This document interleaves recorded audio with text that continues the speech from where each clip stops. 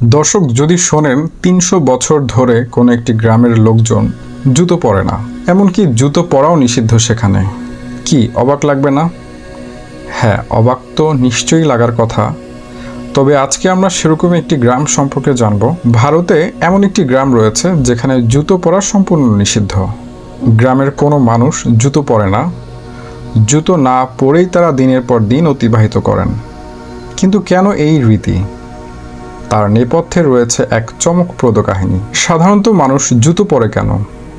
ধুলোবালি থেকে রক্ষা পাওয়া বা পাকে সুরক্ষিত রাখার জন্যই এই ব্যবস্থা। রবীন্দ্রনাথের জুতো আবিষ্কার কবিতাও সেই কারণ লুকিয়ে রয়েছে। কিন্তু এমন একটি গ্রামের সম্পর্কে জানবো যেখানে জুতো পরাই নিষিদ্ধ, আর এই নিষেধাজ্ঞা গভীর বিশ্বাসের সঙ্গে মেনে আসছেন গ্রামের বাসিন্দারা। এই গ্রামের ঠিকানা ভারতের তামিলনাড়ুতে। তামিলনাড়ুর ভেল্লাগাভি গ্রামের এই জুতো পরা নিষিদ্ধের কাহিনী বেশ চমকপ্রদ। কেউই এখানে জুতো বা স্যান্ডেল কিছুই পরেন না এই ফ্যাশনের যুগে। দক্ষিণ ভারতের এই রাজ্যের ভেল্লাগাভি গ্রামটি গহীন অরণ্যের একটি দুর্গম অঞ্চলে অবস্থান করছে। গ্রামে প্রায় ১০০ পরিবারের বাস। ছবির মতো সুন্দর গ্রাম, প্রাকৃতিক সৌন্দর্য তো আছেই, এই গ্রামের ভূমিই বড় পবিত্র। তবে যোগাযোগ ব্যবস্থা সুগমও নয়, ফলে পর্যটকরা খুবই কম যান এই গ্রামে। ফলে যে রীতি চলে আসছে তা রক্ষা করাও সহজ হয়েছে ভেল্লাগাভি গ্রামে। আর পর্যটকরা গেলেও এই গ্রামে পবিত্র হয়েই যান। তারা জুতো পরেন না, খালি পায়ে দুর্গম রাস্তা অতিক্রম করতে মনেও স্বাচ্ছন্দ্য প্রত্যেকের। গ্রামের প্রবেশের আগে লেখা রয়েছে, দয়া করে জুতো খুলে প্রবেশ করুন। গ্রামটির প্রবেশ দ্বারে বড় বড় অক্ষরে লেখা রয়েছে এই বিজ্ঞপ্তি। গ্রামে ঢুকতেই এই বিজ্ঞপ্তি দেখেই প্রশ্ন জাগবে, কেন এমন লেখা রয়েছে? তবে কি কোনো দেবগৃহ বা মন্দিরে প্রবেশ করতে চলেছেন তারা?